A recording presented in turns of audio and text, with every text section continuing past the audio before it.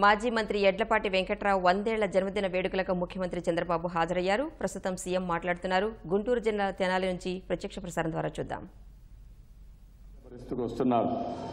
ఆదాయం వచ్చిన కుటుంబ భారం ఎందుకు? కొంతమంది అయితే పిల్లల్ని కంటే ఒక ఇండస్ట్రీ అయినా పెట్టచ్చు, కానీ పిల్లల్ని పెద్ద చేయడం చాలా కష్టమని చాలా మంది ఆలోచించే పరిస్థితికి వస్తున్నారు.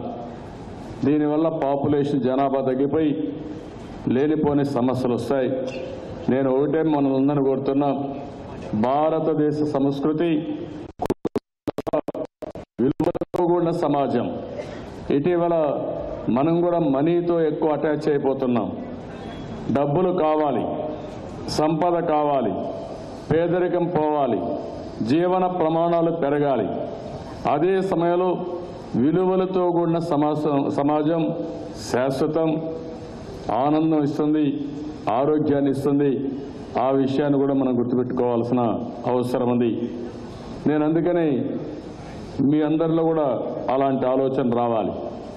ఇంకో పక్కన సంపద సృష్టించడం అవసరం, సంపద సృష్టించడానికి అవకాశాలు కూడా మెండుగా ఉన్నాయి. ఈరోజు మనందరం ఒకసారి ఆలోచించుకోవాల్సిన అవసరం ఉంది. మనకు విభజన జరిగినప్పుడు చాలా ఇబ్బందులు వచ్చాయి. మనం చేయగలుగుతామా, నిలదొక్కోగలుగుతామని భయం కూడా ఉంది.